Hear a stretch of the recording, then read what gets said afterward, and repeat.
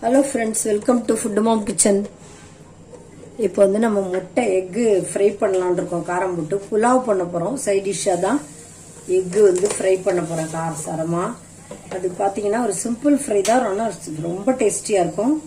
இதுக்கு வந்து ஒரு அரை ஸ்பூன் அளவுக்கு சோம்புத்தூளும், ஒரு அரை ஸ்பூன் அளவுக்கு இது குட்டி ஸ்பூன், இதில் அரை ஸ்பூன் போட்டிருக்கேன்.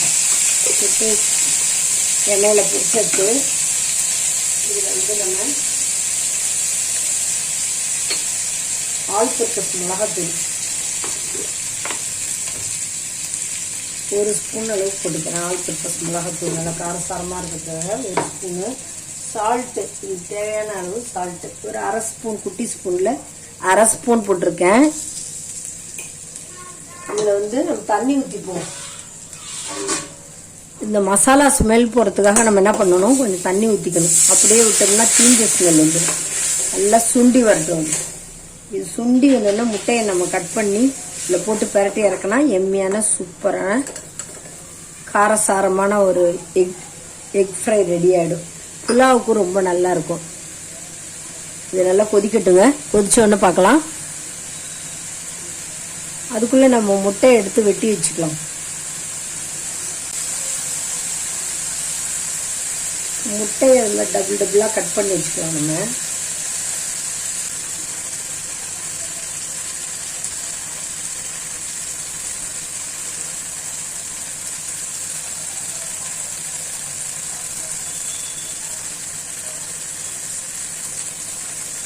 இப்படி டபுள் டபுளாக கட்டி வச்சிட்டோம்னா காரசாரமாக நல்லா டேஸ்டியாக இருக்கும். அதனால தான் ரெண்டாக கட் பண்ணிக்கிறது.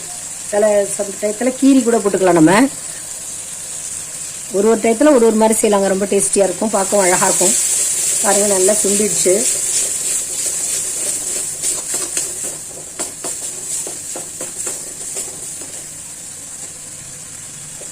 உப்பு கரெக்டாக இருக்கு.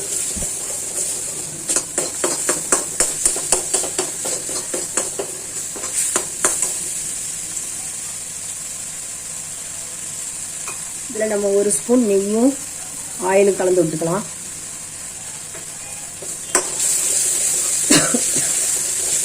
நல்லா ட்ரை ஆயிடுச்சு பாருங்க. நல்லா ட்ரை ஆனோன்னு நம்ம முட்டையை எடுத்து வச்சிடலாம்.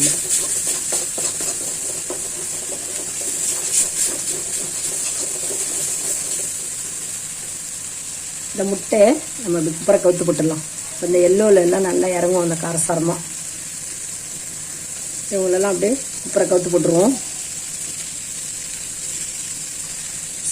சிம்மில் வச்சுக்கலாம் ஸ்டவ்வை. பாருங்கள், பார்க்கவே எம்மியாக இருக்குங்களா? எல்லாம் கவுந்து கிடக்குறாங்க. இப்போ அவங்கள ஒரு நிமிஷம் விட்டுட்டு நிமித்து போட்டுற வேண்டியதுதான். இந்த காரமெல்லாம் ஏறணும். இப்போ டேஸ்டியாக இருக்கும் நமக்கு.